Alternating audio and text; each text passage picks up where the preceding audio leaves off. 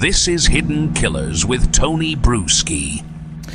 It's one thing to have a defense strategy. It's another thing to watch that strategy crash and burn in real time. Bryan Kohberger's legal team has spent months throwing everything that they possibly could at the wall, trying to get evidence thrown out, trying to dismiss the indictment, trying to poke holes in the prosecution's case. And now, every single motion, every one of them, has been denied. So what does a defense team do when the evidence isn't going anywhere? When the judge has shut down every single attempt to suppress it, they pivot. They try to reshape the narrative, shift focus to jury selection, media influence, and behavioral arguments to create doubt where hard evidence already exists. That brings us to our guest, retired FBI Special Agent Robin Dreeke. Robin, given your expertise in behavioral analysis and counterintelligence, I have to ask, at this point, does this case look like a defense team trying to construct a real alternative explanation, or does it feel like they're just using basically psychological manipulation to cloud the potential jury's perception out there? I'm sorry for my big smile, Tony. I'm not more excited than I haven't been in a long time. It's so wrong to celebrate such a tragic case, but I am so relieved that he didn't throw out anything. Yeah. So the only thing she's left with, because we've talked about this on this show so much. I was worried last week. Mm-hmm. I was really, really worried that, she had some decent arguments in there about admissibility of the DNA evidence and the potential people, DNA popping up with blood. There's some issues in there that I was concerned about, but this week I just feel like this big weight has been lifted off prosecution's back, off of our back, and most importantly off the victims' backs, because as you're eloquently just saying, all she's got left, I think, is beyond reasonable doubt. And I think that's all. Yeah, I don't know where else they're going to go with this, because they can't. Their primary argument in court, but outside of the actual trial, has been the DNA was gathered unethically or illegally, and that's not the case at all. Which basically would have thrown everything out. Because if you get that thrown out, then all of the steps it took after that would have gone away as well. So they really have nothing. And they can't make that argument when the trial starts. They can't go, well, we don't think that this was done correctly. They can't. That's already been decided by the court. It was done correctly. Now you have to judge it on its merits, and you have to argue the merits of the case, and you have to argue something like DNA. Something that doesn't really lie all that much. That's pretty sound. Touch DNA, very sound. I don't know how you argue this, other than you're going to have to try and come up with some reason why Bryan Kohberger's DNA was on a knife sheath at a murder scene. Yeah, I think all she's going to have left is the argument of potentially other people, the lack of accuracy of cell phone data tracking. She's just gonna do the best she can, poking holes in some of the gaps that still are there to, again, create some beyond reasonable doubt. That's it. That's literally all they got left, because this is such a forensically solid case because of that DNA, touch DNA, and it all kind of flows downhill from there. And he did a few things wrong as well when it came to his cell phone data and establishing patterns that I think we'll get into, that is not going to help him in any way whatsoever either. Yeah, that's a big deal, because the cell phone triangulation data is another big part of this case. They claim that he had gone around the house about 12 times in the month leading up to the actual murders. And people are looking at it as surveilling, as stalking, and cell phone tower data, the way it pings, it's not that large of a footprint that each tower really has. And I don't think a lot of people realize this. This doesn't go on like 20, 30 miles.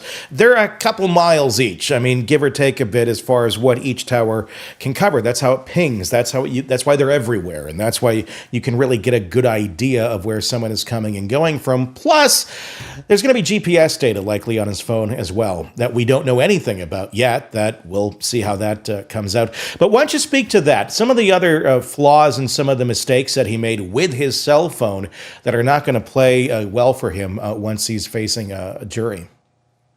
So what he did here with his cell phone is kind of what he did wrong also in trying to bag his trash when he got home. He didn't establish a pattern of behavior over a period of time, because you and I talk all the time about life and behavior arcs. So what he did wrongly, which is helping prosecution on his cell phone, if he had been smarter, if he had had reps and he had had some education plus experience, which makes that wisdom, and horribly so in this case it would have been, he would have never had his cell phone on as he was stalking. He would never have had it with him, and he would have had a pattern of behavior for at least 6 to 12 months ahead of time of that being out of the picture. So that, in other words, the night in question, it was just another night. So that way, as he was giving his alibi of, my alibi was I was looking at stars, it fit a pattern of behavior. I'm always out looking at stars. I'm always doing these things. Look at my pattern of behavior for the last year or two of me. But what he did was he was ping, ping, ping, ping, night of murder, cell phone off. Yeah. That shows a pattern of behavior that he was, in other words, there's no coincidences in law enforcement or in leads or in evidence. It just is what it is. It screams at you. And then when you put that with the same kind of one-off ping, again, as a behaviorist, you're looking at, all right, so night of murder, cell phone's off. We go to arrest him, and all of a sudden trash is being bagged and put in the neighbor's trash the night that we're arresting him. See what I mean? It was he was thinking here, and if he had been, luckily he didn't have the wisdom, he would have been thinking larger and out here for patterns of behavior. And that is something that I find interesting, that he didn't think that way, but I'm not that surprised. I think that sort of thinking comes more, I mean, with life, honestly, and more reps of, oh, you do have to think out here, because when you're that young, you sometimes do just kind of think right here, because that's what life has been for you. And I think that is a fatal flaw, is this youth in some of this. And the fact that data is out there, that shows us, okay, this is where he was. We got that. We got the DNA. We got the Elantra, which was seen on camera around the vicinity, the same kind of mark on the front of the vehicle, the exact same one that they ended up pulling over as he was going out to Pullman, Washington. There's a lot here that's going to be presented at the trial. What other weaknesses does the prosecution have in this, in terms of the defense being able to poke some holes and show reasonable doubt? Again, what they don't have is they don't have a murder weapon. They don't have blood on him or his vehicle. I mean, so there's a lot of forensic things. As much as it's great we have that one touch DNA, there's a lot that we don't have on prosecution. And so that's the holes they're going to be poking at it, which they're going to be poking a reasonable doubt. So I think part of the challenge of prosecution on this is going to be the level that they're going to have to get to for a jury emotionally for death penalty. So that I think is the challenge and the hurdle. But again, it's pretty solid. So it's going to come down to jury instructions. It's going to come down to how the judge is managing, the courtroom, and managing the jurist and managing prosecution and defense. But I'm right now I'm feeling pretty confident for prosecution. Whereas last week I was, we'll see. Yeah, you just didn't know. I mean, it's not that the science was bad or anything. It was just how are they going to interpret the gathering of the data. It was legalese. It doesn't change what was gathered and how good it is and how damning it is. It was how legally it was going to be able to be submitted or not. And luckily the judge ruled that, it's all good. And that's going to be a problem for them, because they don't get to argue that this time. They're going to have to be arguing, how did it get there? Or they may throw the Hail Mary and try to get somebody in there that's going to try and cloud the jury's mind on the legitimacy of the data itself. I just don't know how far that can go until we go into territory of just, junk science. Well, it's going to come down to credibility of who she puts on that stand as expert witnesses, as I think it's going to come down to expert witnesses for her. And I wouldn't put it by her. I mean, she is really, really good at her job, and we've seen that and said it throughout this entire case so far. She's good at what she does, and she's going to throw everything she has at this. And so here's what I think is really good for everyone involved. And that is, at the end of the day, whatever the outcome, if he's found guilty, you know he's guilty, because she's going to do everything possible to make it that he's not. So whatever comes to be, I think people hopefully will be satisfied. This is way too early to predict, and it will probably very much depend on how the trial plays out. But I am starting to wonder, will he end up having to take the stand, because they're in such a corner here? I mean, unless something else dramatically happens, which not saying it couldn't, but I am wondering if this is a guy that they're going to risk putting on the stand, just considering his demeanor of what we know and have seen thus far, of just not playing well to an audience when he opens his mouth. Yeah, I agree. That's going to be a big, interesting piece as well. I'm guessing, boy, on any other case, I'd say definitely not, because again, he doesn't, from what we know about him, from what we see in him in the courtroom, and from what we've read in Bloom's amazing book on the family and him in general, doesn't have and also classmates in college with him. He doesn't have a real high likability factor, and that's what defense attorneys love or hate, is when your client has high likability and it's going to sway a jury, emotionally. I don't think he has the ability to sway anyone his side emotionally. So I'm guessing probably not. I'm wondering, you get him on the stand, like, why did you turn your phone off? Why would it be off from that period to this period? What's your answer, other than battery went dead or something? But that can be checked as well. And I believe it was not a battery that went dead, because that can be confirmed. So it was turned off. It was turned off. So and the problem here, Tony, too, it's not the facts that he'd be answering to.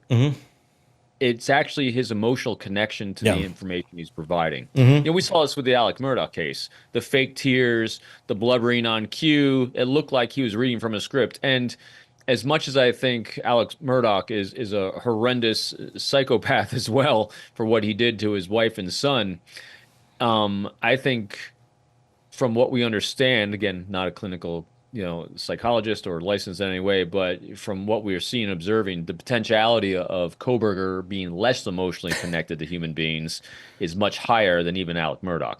I agree. I think Kohberger's ability to elicit emotion from people is going to be low. I think he could probably play fairly well with Ann Taylor and softballs, but I think on cross, you trigger that guy and it's game over. It's just like, oh, now we see who you really are. And I think, I don't know, he seems like a very triggerable person. You make a really good point there too, is that he definitely comes across as a guy, if you get him feeling insecure and defensive, that mouth is going to start running potentially. Because it looks like from reports, that's what's gotten him in trouble with his university in the past as well. So Ann Taylor, I think, does her best when she puts her hand on his shoulder or his arms to try to, make it feel like people that are watching that, she's emotionally connected to him. Yeah. I wonder how much Purell and how many showers she takes right after those hearings, which she has to be close to him. My humble opinion, I'm excited about this case because I think the families will hopefully be able to move on after it. I hope so. And this judge is not taking any crap and not seem to go down a lot of weird roads with this. It's like, nope, here's the facts. Let's get on with this and let's get some justice. And there's obviously other big pieces to this case beyond just the touch DNA. We're taking a look now at they have been looking at the triangulation of the cell phone data, and a lot of that does point to him going in and around the house several times prior to the actual murders. They believe he went by the house right after the murders in the morning. And that's just some of the few pieces we know on this very, very sealed up case. They went in, they took all of his digital devices. They've, I'm sure, examined all of them as deeply as they can possibly get. That information still has not been put out there. We don't know what they found, and I'm sure we'll find that out at trial. I'm gonna think they probably found some stuff. I have no idea. That's what we still have to find out. But I mean, that would be very interesting. Would you be shocked if there's nothing on any of his devices that point to anything to do with this case? Yeah, I don't think there will be. Really? I think he's pretty thorough. I think he's pretty thorough because the leakage we're getting. Matter of fact, one of the things they also brought up during the interview with Howard was how disappointed he was that the prosecution didn't have pushback on any of these things Ann Taylor was claiming. They kind of let it ride, and there was still nothing new that came out. So she's poking a lot of holes in the cell phone theory stuff too, just because of how small that town is and how, the cell phone data could be there or it could be 10 miles away. That's what they're saying. So again, and he is and what's interesting about this, he is an all-in. It was definitely Kohberger guy. And no doubt in his mind, but he is seeing what Ann Taylor is doing to poke all the holes in it as she can, and what it looks like is she is, again, my conjecture, she's capitalizing on what he did to intentionally mislead people, and she's doing a really good job of it. And so the tiny attorney-client privilege on this would be interesting to listen to, wouldn't it? Because I wonder what he's leading her to based on what his knowledge of the scene was. That'd be fascinating. That would be very fascinating to hear what exactly that'll be one of those things where it'll come out on cassette tapes later, and we'll all be dead and our kids will hear it. I just got my fingers crossed, Tony, that that it doesn't go south on us, because these four beautiful young kids that were murdered bloodless, with a lot of violence, a lot of rage, meaninglessly, all to satisfy some moron that was trying to get off. His mental health records, Bryan Kohberger's mental health records, have now been also turned over to the prosecution on this. From a standpoint of behavioral analysis, what do you think the prosecution is looking for on this? And what could they use in their case? And let's also throw it on the other side. And what could the defense use on their case? Obviously, depending on what's in those records. In my opinion, again, not knowing legally what they can use or not use, I actually think that helps prosecution, because from what we've even seen in leakage in social media with the postings he was doing at an earlier age, as a teenager, all the challenges he's had throughout his life, he's got an arc of behavior that says it was escalating to something like this potentially. Because not all crazy broken brains do this, but all people that do this have a crazy broken brain and a life arc to get there. And so he's got a lot of telltale signs from what we've heard, at least in social media, that would lead them to see that. So having prosecution access to those mental health records, I think, is going to help prosecution. Yeah, it doesn't necessarily make a killer by any means if somebody had trouble in life and have some mental health problems. Obviously, I think everybody does to a certain extent, but obviously not everyone goes and kills people on that. So I'm wondering how far back those records are going to make much of a difference in this case. Are we going to go all the way back to the teen years where he was writing online allegedly about the visual snow and feeling disconnected emotionally from his loved ones and not knowing what to do or feel about that? That's a kind of a big one, I would think, in terms of showing lack of empathy or lack of feeling. And also, all the people that he's interacted with, there was complaints. There was a lot of issues from a lot of former students and coworkers of this guy's just... there's something missing here. He's off. He's very cold. He doesn't seem to actually connect on a human level. But again, how do you take that into court, and how do you argue that to show that this is also the character of a killer? So those are a couple different things, I think. I think the testimony of people in his life is going to be different than the health records. Health records, I think, is just going to go back to whenever he was first professionally seen by someone for whatever he's dealing with, and potentially also dealing with drug addiction as well, whether he got professional help for that as well in recovery. Again, I don't know what's going to be admissible or not admissible, but I think those things are actually the ones leading towards that life arc.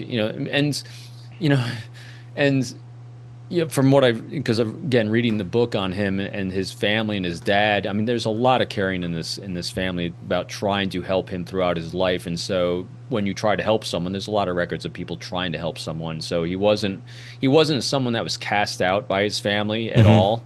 And so it's both it's heartbreaking as a parent to look at what much effort as his dad put in to save him didn't work out that well, obviously.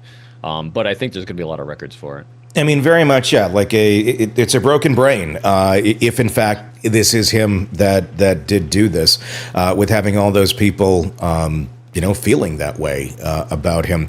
Obviously, the investigators came in. They caught him packaging up his stuff into baggies and trying to put it into the neighbor's trash. We still don't really know exactly what was in those baggies. What was he trying to package up? Why was he trying to put it into the trash? There's so many unknowns here in this case that we still do not know about. What are some of the pieces that you're most curious about once this reaches trial that you want some answers to that I'm sure the investigators have, and I'm sure it's out there in Discovery this way or that way, but what are some of those pieces to you that you think could really make or break this? So definitely what was in those trash baggies, obviously. And outside of what we were already seeing, typical behaviors of someone that does something like this, there was a certain amount of stalking that takes place. You have to actually do surveillance. They're going to be obsessing. They're going to be, he's a student. Students don't do things without notes, and so I would be really, really interested to see in what we don't know yet, as you're saying, and that's a digital footprint angle. He might have done a good job of covering his tracks, but at some point I would have thought that he would have taken notes, he would have journaled, he would have done something on this path. And so hopefully that we're going to see that when it comes to trial. That's what I'm wondering about the most, is that the notes, digital footprint, and things of that nature. I know you said you think we're not going to find anything. I don't know. I wonder about that, again, because of just minds like this. And the one I'm thinking of right now would be the allegations against Rex Heuermann. I mean, he literally had notes of and it was the silliest things, too. I can't think of them specifically off the top of my head, but it was like, wash hands, just like basic things where, like, why do you need a note on like, this is the step you need to take, after this? And I'm wondering if we're going to find something like that here. So it's a great comparison. Rex Heuermann also had a lifetime of complacency because he got really used to his lifestyle, and he acclimated his entire family to that lifestyle, and so it became part of their normal. And you get really, really lazy when you're living in normal. If this was Kohberger, this is most likely his first murder, hopefully, and that and he had a lot more attention to detail because he was a student of this, and Heuermann was just a practitioner of this.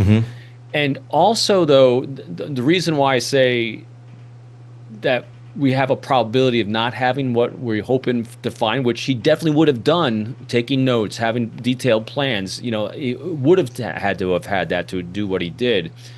But we still don't have blood, his blood on anything. We can't find clothes, no murder weapon. In other words, he was really, really, really, really good at covering his own DNA tracks from the crime scene itself.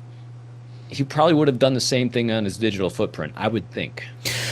My conjecture on that, though, is this. You can go into your Facebook account, Instagram, whatever it was that maybe he was using, if in fact he was stalking the girls or looking at them or whatever. And yeah, you can delete your own history. You can delete messages. You can do that. And it deletes it, from your device. It deletes it from what you're able to then access on your cloud. But, I mean, they got subpoenas into these companies where they can go back and look further than that. The data, I'm very much guessing, could still be there even if he thought he wiped it correctly. But it's, once it's on the cloud, it's out there in these companies, the info's still there. And if you really, really need it, there's ways of getting it through court orders. Yes, if you know which ones to look for. True. If he purchased burner phones and cloned accounts for everything he was, in other words, he would have, if he was planning this for a long time in advance, and he bought a burner everything to do all this on, and then disposed of it in fictitious names, it'd be much harder to track down. The only way you could do that, again, I'm not on the tech side of this, would be you'd be looking for cell pings and Wi-Fi connectivity in his apartment that wasn't necessarily linked to his overt accounts. You'd be looking for the covert black accounts.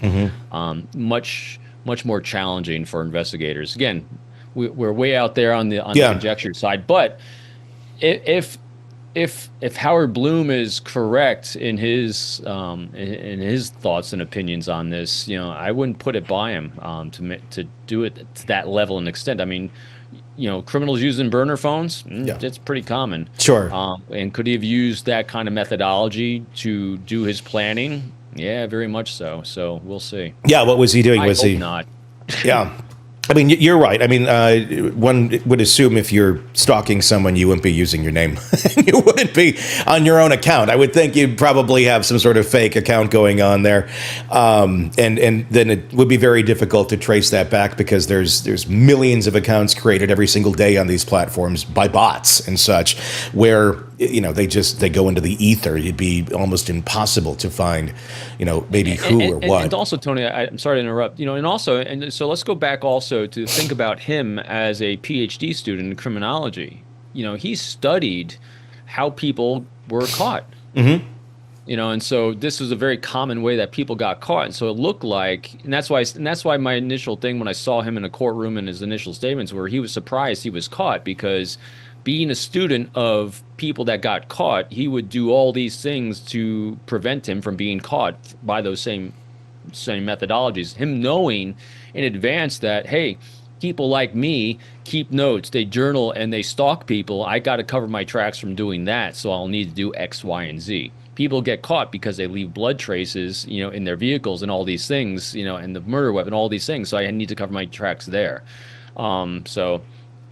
Do you think he was that smart, or do you think he just got really, really lucky, and now these little pieces are coming up, and Ann Taylor's going, look at this, and he could be like, yes, that could totally be something too. I mean, I don't know. I'm wondering if he is truly as wise as we're giving him credit for. Wise is a combination of education and experience. That's wisdom. I don't think he has any wisdom whatsoever. He's a broken brain moron. But he did have academic background, and so I think he was academically trying to cover his tracks. And let's see where it falls apart, because obviously it fell apart with the knife sheath. Where it didn't fall apart, again, and this is what Howard was saying, nonstop, was about him covering the tracks with both the murder weapon, the coveralls that he purchased at a store, I think it was on Amazon, and then having no blood traces anywhere on feet, on shoes, outside. I mean, and how did he do that? Where did he do that? I mean, that was the amount of pre-thought and pre-planning was really extreme. I've never heard of it in another case where it was like that clean. It was that sterile that they could. I mean, they said they tore that car. They tore apart the gas tank. They tore apart the brake lines. For him just pushing on the brake in the car. I mean, they tore that car completely apart to find something and found nothing. That was how. I mean, so. Yeah. Well, yeah, that's a good question just in itself of whoever did this. How did anyone get out of that bloody of a crime scene that you'd have to be that intimate with people on, meaning that close to be doing this stabbing, and to not have anything on you, and to not leave a trace of leaving. I mean, anybody, there's just not. It's like no one came in some ways, where it happened, but there's no evidence of necessarily someone coming in or leaving anything going out. That to me is also baffling. Take Kohberger out of the equation. Whoever did that, that's somebody had some skills there, or again, insanely lucky. I don't know. Yeah, unless he used even a different vehicle.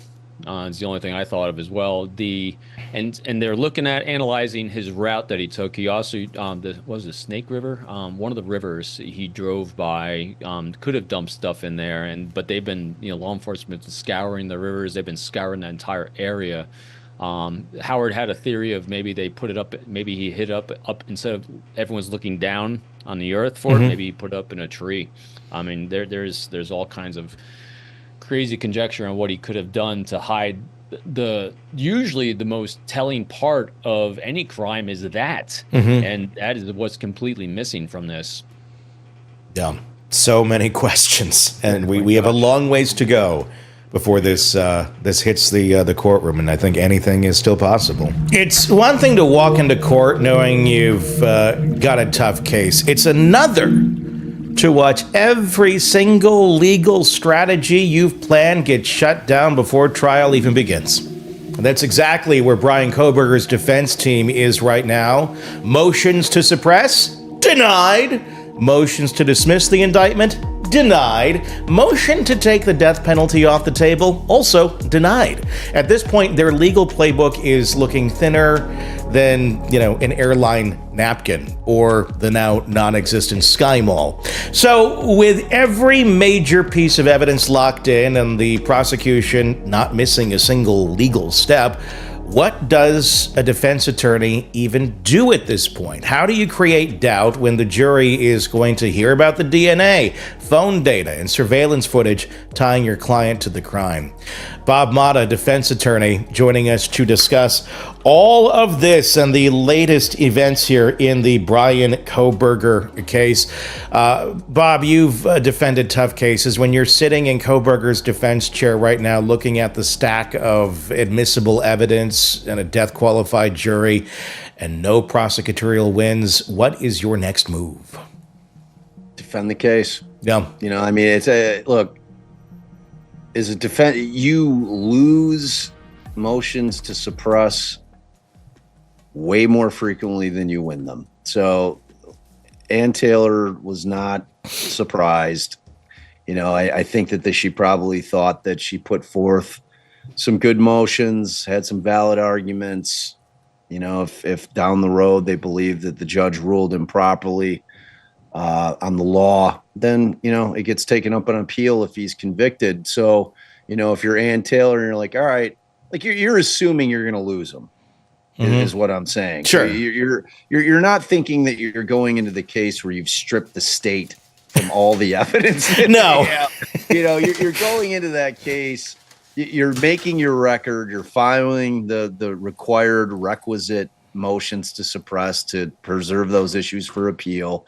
And, those, like I said, will come down the pike down the road sometime. Like I've been on the record that I think that the IGG aspect of this, if Kohberger is convicted, is going to be an issue that's going to make its way up to the Supreme Court because we need the big court, the high court, to sound off on it. We need a definition.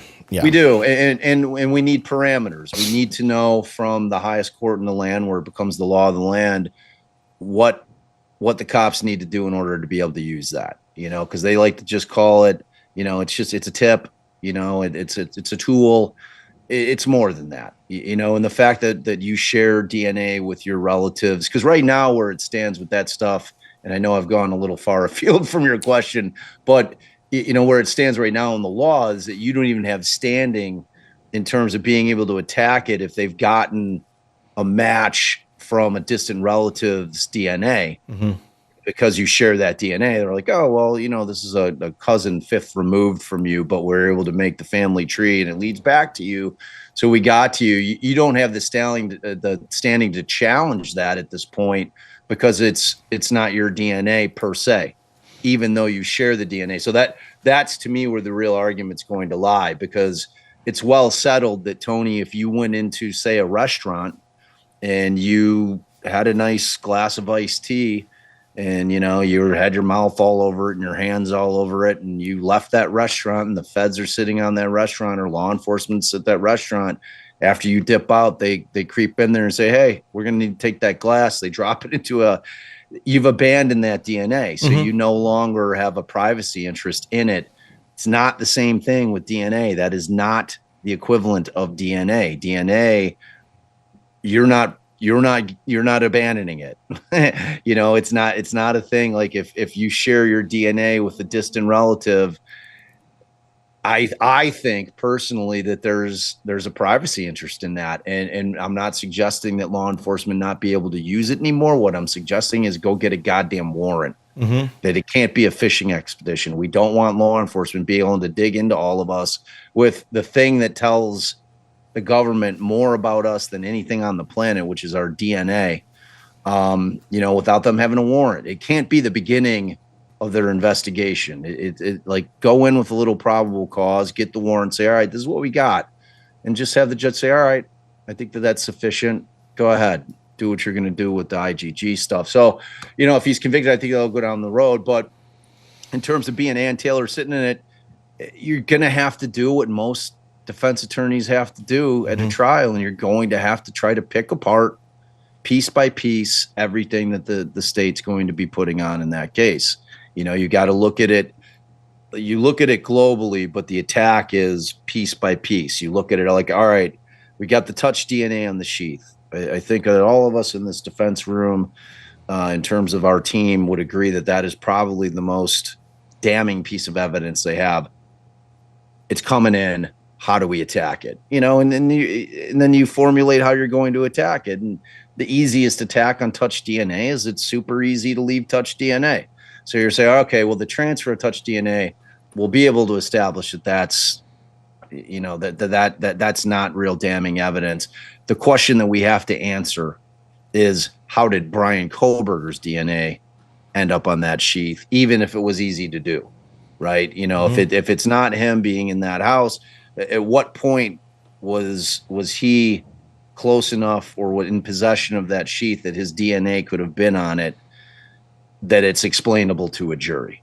Yeah. And to me, I hear people like, touch DNA shit evidence, and it can be very, very challenging for the state to win a case strictly on touch DNA, depending on what the situation is. It's a case by case analysis with that stuff.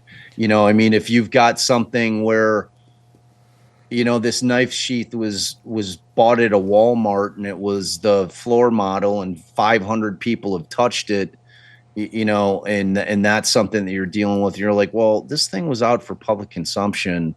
You can't trust that the person that they found the DNA from that person on that sheath, where it was accessible by so many people, that makes them the killer. Mm-hmm. You know what I mean? It's like, but when you have a situation where you got a single source DNA profile and it's found at the crime scene, it becomes more difficult to think of a way that may have happened where Bryan Kohberger didn't have that in his possession. So, I'm spending an awful lot of time, if I'm Ann Taylor, trying to craft a theory as to how that may have happened that's plausible to a jury. And that's the thing. I mean, if you were to look at this, because the thing is, it's going to be a lot of the same arguments that they were making of what they wanted excluded from court, but now it's in court when the trial starts. And they can't be arguing, well, they shouldn't be in court to begin with anymore because it's been allowed in. So that's not going to be on the table, correct? She can't sit there and be like, well, we don't believe.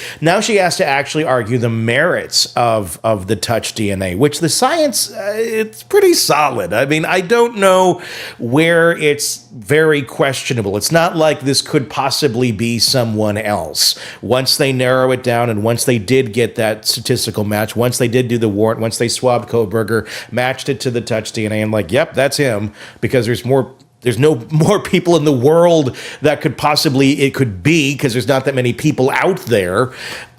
We know it's his DNA on the knife sheath. That doesn't seem to be very much in question. Are they going to try, and how could they try to say that, I mean, are they going to go down that road that it could be somebody else's DNA? Is that even a possibility? And then we'll get to the other situations of, well, it was the floor model at Kmart. Right. Well, I mean, no, they're not, because and kind of what the state was saying in terms of the resistance to turning over the IGG data, it was that, look, we have Kohberger's DNA and profile. Like, we're not introducing the IGG shit. We have a direct match from the sample that we got from Kohberger, and that's what we matched to the profile on the sheath. Mm-hmm. So like the state was always saying, we're never bringing the IGG shit in because we don't need to. We don't need to go down the family tree thing because we got the dude's DNA. Yeah. So like you were saying, I mean, it's his DNA. Like, mm-hmm. like they can put an expert on to try to argue that it's not, but it's that is the gold standard of of evidence for juries. Yeah. So they are going. That's what I'm saying, man. Their biggest challenge right now is to come up with a plausible explanation that does not include Bryan Kohberger being in that house murdering those 4 people that night as to why his DNA ended up on that sheath. Just like, I have to do this. It doesn't matter. They're not going to care. They're not going to notice, and just right over his head. You gave that more thought than I think he did. Yeah, probably did. Probably did. I think he was just literally, he says, I have to do this. I'm going to do this.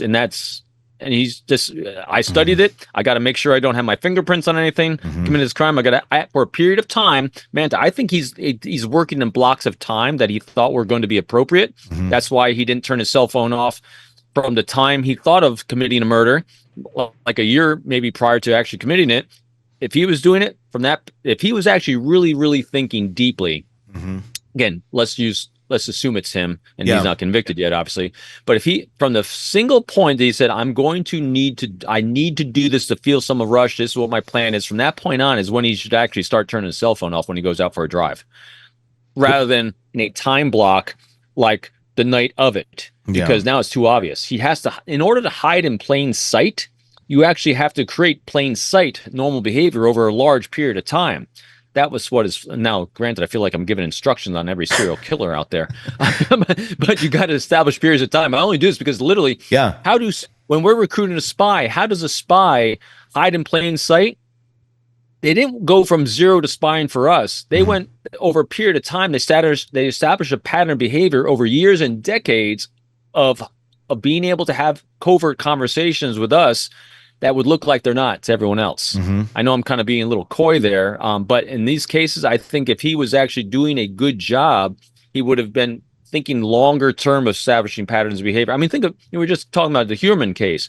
Huerman established a pattern of behavior slowly escalating over a huge period of time, all these other serial killers, but he's brand new, fresh, and he was thinking so compartmentalized right in here. That was thankfully for us and the investigators a flaw. What do you think that drive was like all the way across the country with his dad? Obviously, they got pulled over twice. We saw some very concerned-looking Kohberger at that moment in time. Dad was pretty much just chill, but we saw Bryan. He was a little bit alarmed in those body cam videos. But what do you think that was like when the cops weren't there, when there wasn't that scary moment of, oh my God, am I about to get caught?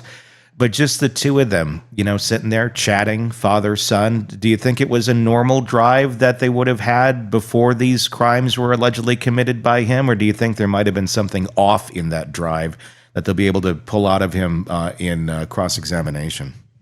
That's a great question, isn't it? Yeah. I don't know. We don't have a lot of data points on before and after with Kohberger. But just on the few interactions we had from the dad and law enforcement, his dad's behavior looked pretty normal. And remember, so he's used to his son's behavior being a little off throughout his entire life. He's used to his son's having a dark. So remember, all right. So what we do know is his son has had, Kohberger's had dark times in his life before. So his dad's used to Kohberger having darkness, having stress, having problems. And so that's a normal that his dad's been used to. Also, remember, Bryan was actually going through some really tough times at the university where he's about to be kicked out of the PhD program. He had complaints filed against him. And so if Bryan had an off behavior, that would actually account for that off behavior to the dad. So for the dad was helping maybe him talk about these problems he's having at the university, not realizing that added stress he had, or the problem solving behaviors that he knew he had to get into as a dad, was actually triggered by murder and not being triggered by him having problems at the university. In other words, I think Bryan was able to potentially hide that behavior in plain sight because he actually was having problems at the university already. So the dad just thought this was another problem with Bryan. But in other words, the behaviors Bryan's exhibiting was because of a murder or committing a murder, And the dad thought that same behavior might have been triggered by just dealing with problems at the university. It's like it's masking the fear with something else. Like, oh, well, it's just this. It's like my daughter made an interesting observation the other day when we were on a flight. She said, "Dad, why are there so many horror movies that they give you to watch on your flights? If you like take the free entertainment thing, there's a lot of horror in there on any flights." And I'm like, that is interesting. And I kind of came to the conclusion of, well, you're basically diverting your fear. If you have a fear of flying, but maybe you like horror movies, you can push that fear over there where it's harmless. It's a movie. Nothing can happen of it, but you can still feel that fear, but know that there's something over here that it's not real at the end of the day. And then you're not focusing on your fear over here where, not good odds, but there is a potential for something scary to happen. But when you divert it over there, it makes everything okay because you can just tell yourself it's just a movie, and then you land and you're not worried about the plane crashing. Same sort of thing. Or it could be worse. It could be that. Exactly. It could be that, but it's not. It's the movie. It's just diverting. Right. It's taking that emotion, that fear, that scariness of could my son have done this, and just rationalizing it away to, it's this over here because this makes rational sense because it's such a weird diversion from reality to think that your son would have killed 4 students. But at the same point, that's an interesting thing in this whole case. We see so many cases where people do absolutely horrific things, and you still have the family standing behind them, not necessarily believing in their innocence, but standing behind them in a compassionate way, in a humanistic way of okay, there's something wrong here, but I'm going to stand behind that person because that's all they have right now. This case seems a little different. It feels, this is just my conjecture. I can't imagine the family's like, chomping at the bit to get up there on the stand and testify against Bryan, but if I'm reading the tea leaves correctly, they certainly don't seem like they're all that opposed of being out there and doing what's right in a case like this and putting their familial emotions aside, those memories of Christmas morning when they were kids or whatever. You got to think there's some positive memories in this family. Or is there not? I mean, maybe Bryan has just been a real thorn in everyone's side their whole life, and no one can quite figure out what the hell is up with him, and they knew at some point it was going to come crashing down, and this happens to be the way it did. I think this entire thing is devastating for the family. Yeah. And from what I've read, the dad, Kohberger's dad reaches out to the victims' families, and gives his compassion there. I mean, and there were moments as a parent that there was greatness that they saw and relief and excitement. When Bryan graduated college and when he got accepted at a PhD program, when he overcame his drug addiction, when he got healthy, when he started losing weight. I mean, there's lots of moments as a dad that you've experienced with your own daughter, that we have these moments that you hold on to regardless of anything. So, but at the same time, the family, especially the dad, has exhibited the ability to be objective because he turned him into police when he was doing a drug addiction, with drugs, and so I think they're law-abiding, but at the same time, they're compassionate. I think they're just parents that struggled with a really, really problem child doing the best they could with what they had is, again, my impression from it. I think they're going to be truthful. With everything. I don't think they're going to try to paint anything. I think they're going to answer the questions as they're asked is the best way I can put it. Do you think the prosecutors are going to need to take some steps ahead of time to really kind of help them learn how to separate the emotional memories that they have of their son from the factual testimony that they're going to give? If you were, trying to advise them like, hey, we appreciate you doing this. This is not easy. My God, I can't imagine the place you're in. How do you talk to that family to help them go through something like that? I would do just like you said. I would, because of the way they've presented themselves already, I would just validate the fact that I see the pain you're in. I see how horrible this is. And, let me know your tempo, your pace of what you need to be able to do this. But I'm with you. I'm compassionate for what you're going through, and just do it like that. Because I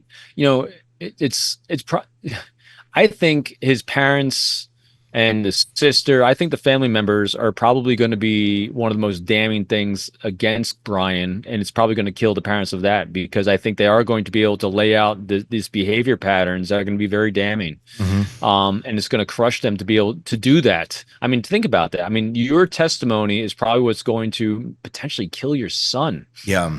At the same time, they're struggling with the fact that his son took the life of 4 others. I mean, it's just such a this is horrendously devastating for them. And I think the prosecution, from again the human beings we're seeing good human beings trying to do good things for others and right wrongs, or at least bring justice to the wrongs. And it's going to be a challenge. It's going to be a big challenge.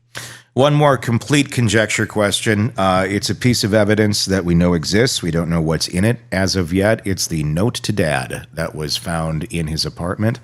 And that's all we know it was called, Note to Dad.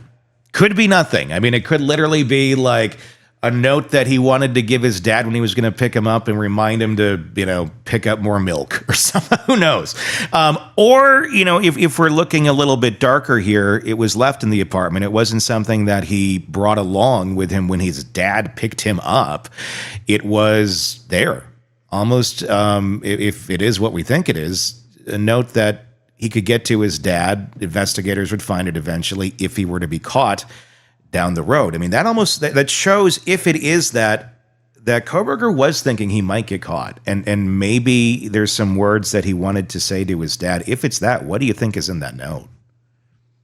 I think the note just says how much he loves his dad and appreciates him. Yeah.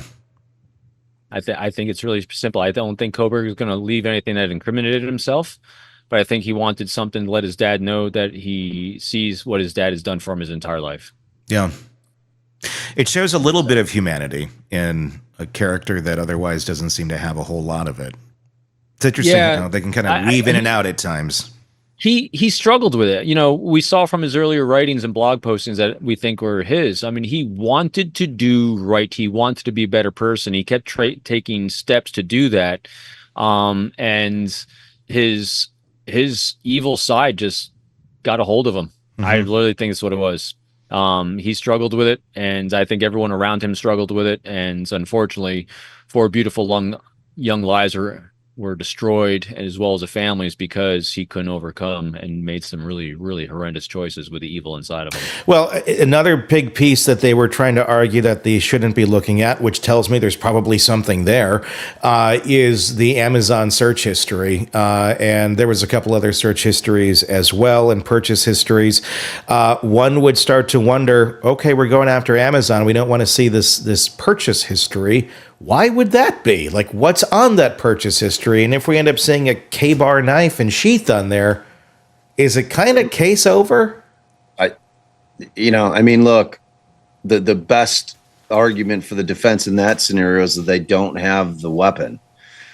So that but they have the sheath, though. I mean, they don't have the weapon. I get it, but you got the sheath, and if the sheath matches up to the same one that would have come with that model, again, just because I don't believe we have that, do we? We don't have a purchase history stating he bought a crowbar knife, correct? Well, we don't know. We don't know yet. It's just nothing that's come out there. I know that's been speculated on. Well, Coffindaffer flat out said it on the Dateline thing that somebody leaked it to her. That the search history is showing that he bought it on Amazon. That's where we've heard it. It's an allegation at this moment. Correct. It was on Dateline, and I'm like, whoa, like that's big. Like somebody broke the gag. I'm like, but I mean, to me, that's game over. Yeah. If you've got him buying it on the Amazon, on Amazon, and it's like, as soon as I heard about the K-bar and the sheath, I went on Google immediately. I found the exact same sheath and K-bar knife, and it's a set. It's got the Marine Corps logo on it. Yeah. It's the exact same thing. And I'm like, all right, well, this is not it. Cause I was like, all right, well, is this something that's like issued by the Marines or, like going into the search? I'm like, is this like a difficult thing to get your hands on? And it's not. No. The question then becomes, this guy who's getting his whatever, I think he was getting his PhD in criminology, right? Is that what he was doing? How fucking stupid do you need to be? you're gonna go and commit these fucking horrific murders. You're a criminology guy, and you're gonna leave a paper trail with Amazon. Yeah. That you bought the fucking knife. Unless I guess you'd have to think, well, certainly he didn't anticipate that he'd be stupid enough to accidentally leave the sheath at the crime scene. Yes. You know what I Yes. mean? He's like thinking, all right, I'm going to buy this thing. There's not going to be any trace of it. They're never going to get to me. And that's where I think Kohberger's narcissism would come into play, where it's like, I could never, fail this. I could never be, something could not go wrong. This is going to go smoothly. I believe it is because I'm so detailed and da-da-da. And that's where the idiocy comes in, where it's, no, you're not that smart. You may think you are. You think you're better than everybody else in the room. You think you can talk to people this way or treat people this way. Just the pattern that we've seen in him. And it's like, oh, well, this explains that. He thought he was going to be able to get away with this and there'd be no worry for looking at that search history. Where I believe he's a very smart guy in some areas, but then when it comes to like social constructs, I don't think he has any freaking clue there. Oh my God. He's got no ability to be able to operate in society as a normal person. No. That's just evident. From the interviews you've heard of people that have had, any kind of interactions with them, whether it be girls that went on a Tinder date on with her or students that were in his class who's like, he's a fucking weirdo and he's mean and, all the things that you hear about him are just like the guy just did not know how to function like a normal human being when he's around other people. And, and that's kind of like adds up, right? It makes sense.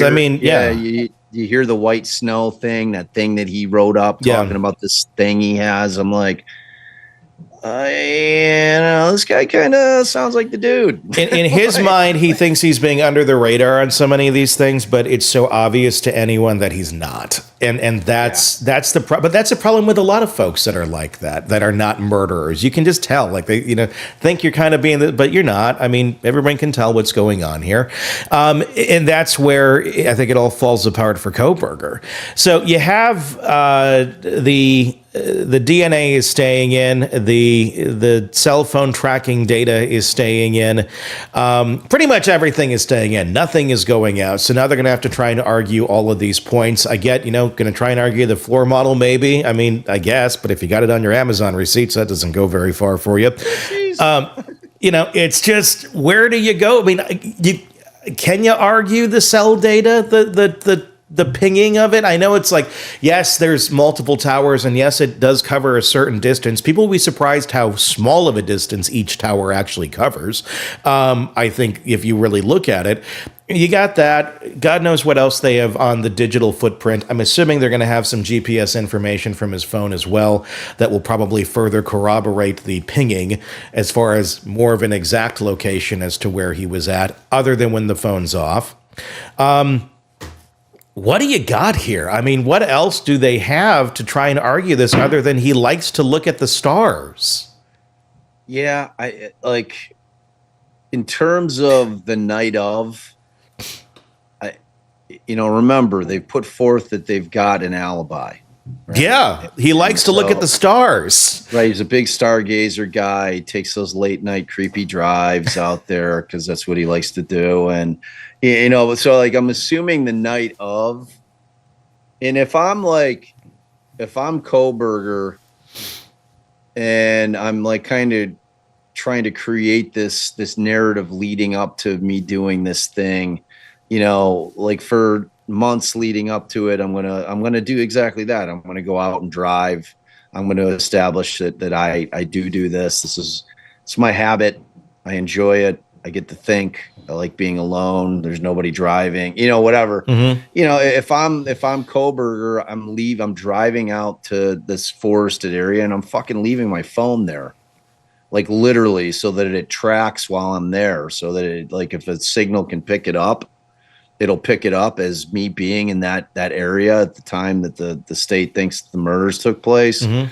And then, then I'm driving to the area doing the deed, and then I'm leaving, and it's like, and then I'm going and scooping my phone, and then it's back on the grid. And, so like, I don't know that the night of phone data is going to be as powerful as the state thinks it's going to be, depending on what they have. And again, I have no fucking clue what they have other Sure. than what we've heard.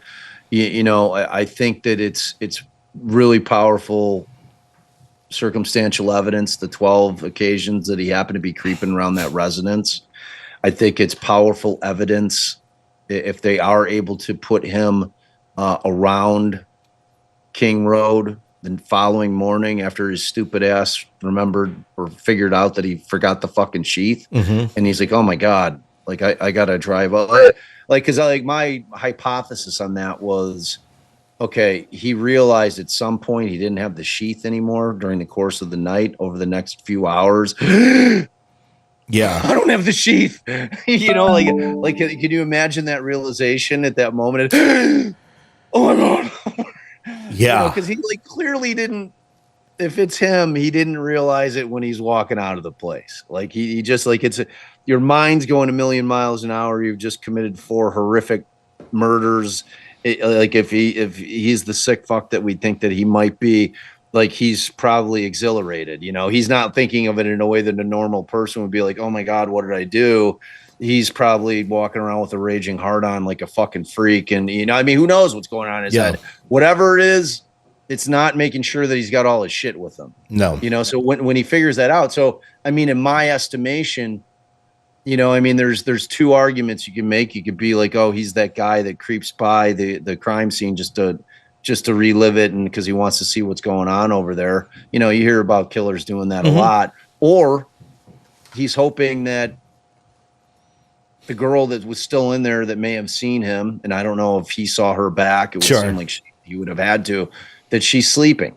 And if law enforcement's not there, do I creep back in to get that fucking thing? Mm-hmm. You would have to really, really be contemplating getting back in that house to go get that goddamn thing if you left it. Yeah. You're like everything that you planned, everything that you did in terms of preparing for this night has been shot to shit because you left that sheath in there. So no one's ever going to convince me that he wasn't there contemplating getting back into that house to go grab that thing. Sure. So to me, that's very powerful evidence. Depending on what the exact story is behind the, what the alibi is, look, the defense is going to have things to argue. We know that there were 2 other male blood DNA sources that were found at the house. We got the one on the railing. We got the one in the glove. Those can be powerful pieces of evidence for the defense to try to sow reasonable doubt. When they got nothing else, I don't think they're super powerful when you really look at them in context, but it's something. It's something. Obviously the counter argument to that, is that it's a party house. Dude. Yeah. It's like some dude who just blasted a rail a blow and does way too much of it, got a bloody nose when he was. Or you have a hangnail and you're holding onto a railing, or you have a hangnail, or you have a cut on your fingers, which any of us do at any given time usually, and you put on a glove, and that glove has your DNA in it. Or just go. What it's like. You live in Chicago. You go walking around anytime in winter. Go for a block. You're going to find 3 gloves and a hat on the road or on the sidewalk just because people drop that shit. So it's not a glove. Right. So, that's what they could be the pushback from the state on that, look, it's a college house. There's a lot of people in and out of it. It is flat out a party house. Yeah. Like that is established. And it is cold as fuck in Idaho in the winter, and every single human being wears gloves. So, depending on the amount of blood, if we're talking about like it all boils down to we're hearing broad strokes of what the evidence is. To say we don't know. The only thing that I'll say about the sheath DNA is at this point, we know that Othram did it, and Othram's a phenomenal lab, is that we don't know the quality of it, right? We know that it's there. We know that the the state is claiming that their lab has made the match. I mean, they're going to attack the match. They're going to say it's a shit sample, that there's not enough matches on the loci for it to be, it shouldn't even be admissible in court. It's like, it's just shit DNA sample. I mean, I imagine that's where it's gonna. Will they use that technical term? It's a shit sample, Your Honor. Right. This is just a shit sample. Hey, man, they've gotten a lot more lax these days in courtrooms. You hear more F-bombs in courtrooms. You know, always under the guise that this is what somebody said than you ever used to. You know, it's like, Your Honor, Mr. Leahy here says it's a shit sample. Hey, everything that guy just said is fucking bullshit. So it's, you know, I mean, look, man, you got to pick it apart one piece at a time.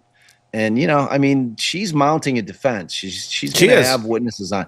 You know, I mean, do you call Kohberger? Not a fucking chance. You put that guy on there? No way. Do you put him on at the last minute if you know it's doomed? Look, it's a death penalty case. There's zero like I always try to explain to people. I mean, there's absolutely zero chance he's pleading out because you have nothing to lose. Yeah. By going to trial on a death penalty case. I mean, they're offering you nothing, and your fate is death. Yeah. So you're going to try to fight it. You know, there's zero chances that he's ever pleading out. And, you know, I mean, he could, like, he's certainly appears to be a narcissistic guy. He absolutely could be like a mini Murdoch and think that he's going to be able to go out there and Svengoolie the shit out of it and convince these jurors that it wasn't him. You know, like, I'm an unusual guy. I enjoy evening drives. Do you use that to your advantage? Do you put him on the stand and then trigger him? Like, look at these hot women. None of these women will ever sleep with you. And then just get his reaction. like just get like a smoke show prosecutor, you know, to like really get him like worked up on the stand, you know, do some trickery. I mean, we kid, but you know, it's a tough case for the defense. It is. Yeah. I know that there's a lot of people out there that are, you know, like thinking he's not the guy, and you have to wait until trial. There is no question about it. The evidence, we have not seen it vetted. Nope. You know, I am a defense attorney and through, and he is alleged to have done this. He is presumed innocent at this point, and we have to vet all the evidence. It's just, you know, like any human being, when you move yourself out of the attorney role, which is impossible to do, but you're looking at it just, when I look at Richard Allen probable cause affidavit and what they had and the evidence that they had, and I compare it to what they appear to have against Kohberger, one leaned innocent to me, one leaned guilty. When I look at Heuermann, fucking thing leans guilty as shit. Yeah. Like, I mean, like they, you know, you can tell when law enforcement's done the job, and look, the law enforcement's going to get peppered in the Kohberger case. They're going to get hammered. You know, you hear about all kinds of shit they fucked up and did wrong, and you're going to hear about all of it. Is any of that going to overcome the fact that he left a sheath with his DNA under one of the bodies of the girls? And to me, that's the beginning, the middle, and the end of the case. Like, it's going to be really, really tough to get over that. I don't care what the argument is. And I'm not saying it from a perspective of anything other than I know the impact that kind of evidence has on juries. Yeah. Period.